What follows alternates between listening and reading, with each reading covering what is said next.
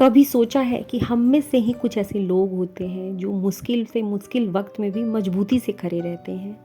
वे कभी गिरते क्यों नहीं, अपने जीवन में कभी टूटते क्यों नहीं और कभी हारते क्यों नहीं? क्योंकि उनके अंदर एक शक्ति होती है और उस शक्ति का नाम है आत्मविश्वास की शक्ति, जो उनके दिमाग और शरीर दोनों को बहुत मजबूत बना देती है। ग्रो अप योर लाइफ में आप सबको श्वेता का प्यार भरा नमस्कार। छठ पूजा से वापस लौटते ही मेरी डेली रूटीन लगभग उसी तरीके से शुरू हो गई। घर से वापस लौटने के बाद कुछ भी करने का मन ही नहीं हो रहा था, लेकिन हर हाल में शुरुआत तो हमें करनी ही होती है। जिस दिन बिल्कुल रुक जाती हूँ वही 15 मिनट्स रूल खुद भी फॉलो करती हूँ।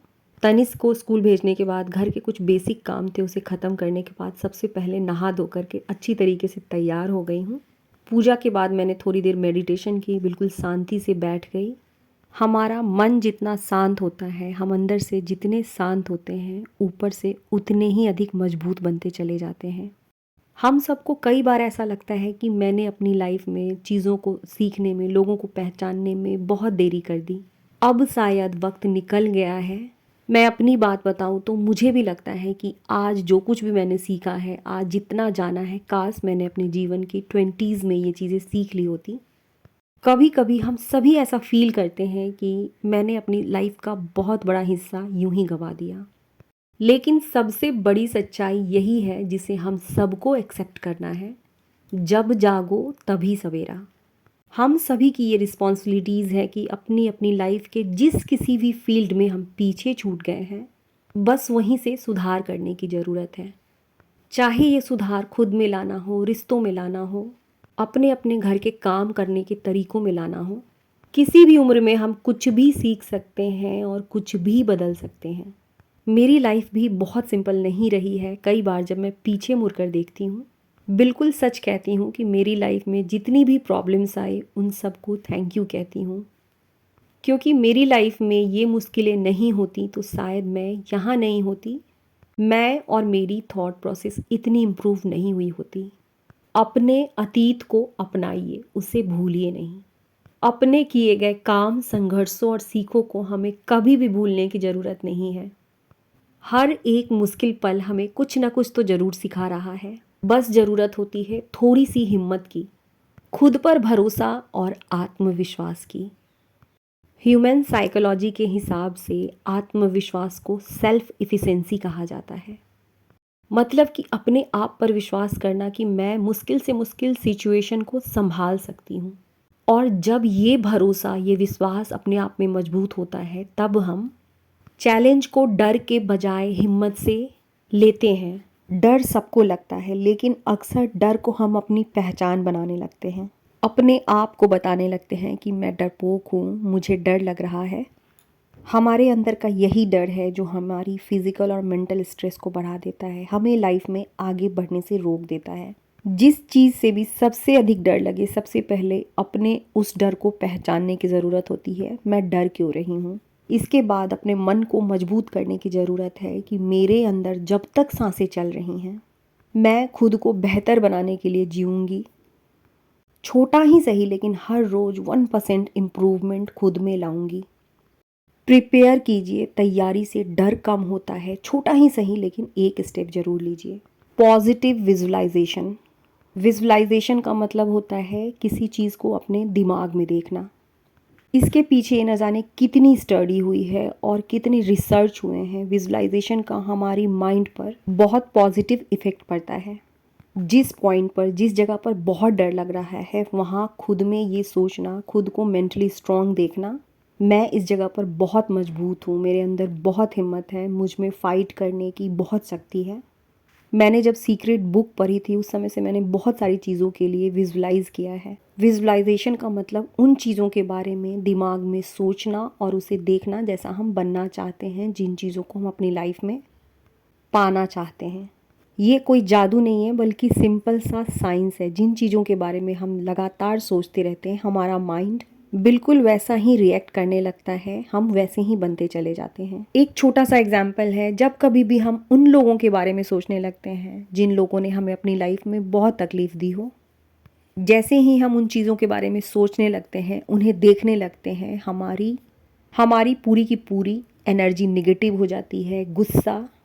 गुस्सा, दुख, चिड़चिड़ापन सब कुछ एक साथ हमें फील होने लगता है। इसके बाद कम से कम 1 से 2 दिन हमारे दिमाग में वही सब बातें चलती रहती हैं। इसका हमारी बॉडी पर भी बहुत बुरा इफ़ेक्ट होता है। सर दर्द, थकान, माइग्रेन, बहुत सारे प्रॉब्लम्स होने लगते हैं। हमारी बॉडी वीक हो जाती है, हमारी बॉडी उसी तरीके से रिएक्ट करने लगती है। ठीक इसी तरीके से जब हम पॉजिटिव चीज़ों को या हम जैसा बनना चाहते हैं अपने माइंड में होते हुए देखते हैं, हमारी पूरी की पूरी बॉडी उसी तरीके से रिएक्ट करती है। हमारी एनर्जी हाई होती है, हमारा माइंड हमें उस काम को करने के लिए मजबूर करता है। जो चीज़ें बीत चुकी हैं वो तो हमारे हाथ से बिल्कुल निकल चुकी है, लेकिन हम सबके जीवन का जितना हिस्सा बचा है उसे बेहतरीन बनाने के लिए हमें ही आगे बढ़ना होगा।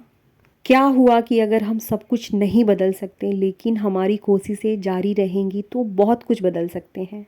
अपनी सोच बदलिए। हर सुबह आईने के सामने अपने आप से पॉजिटिव बातें कीजिए। एक रिसर्च के बारे में मैंने पढ़ा था और उसमें लिखा हुआ था 95% लोग जब आईने के सामने खड़े होते हैं तो आईने में भी खुद से नज़रें नहीं मिला पाते हैं, क्योंकि उन्होंने अपने बारे में इतना निगेटिव सोच रखा है, अपने आप को इतना कमज़ोर बना रखा है। कॉन्फिडेंस लौटाने के लिए सबसे पहले सेल्फ बिलीव की ज़रूरत होती है।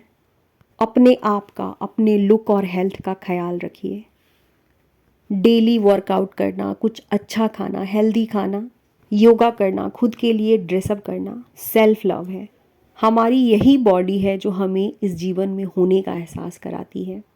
इसका पूरी तरीके से ख्याल रखना हमारी ही जिम्मेदारी होती है। अपनी लाइफ में खुश रहना है तो सीखना कभी बंद मत कीजिए। सीखने का मतलब, ग्रोथ का मतलब केवल तभी नहीं होता है जब हम पैसे कमाएं। हाँ, मैं ये मानती हूँ कि पैसा एक पॉजिटिव एनर्जी है और जिसके आने से हर किसी की लाइफ इम्प्रूव होती है। लेकिन यहाँ इम्प्रूवमेंट का मतलब है कि अपनी अपनी लाइफ के हर उस फील्ड में जहाँ हम पीछे हो रहे हैं उसमें थोड़ा सुधार करना। मेरे बारे में बहुत छोटी सी बात है, फिर भी मैं आप सबसे शेयर करूँगी।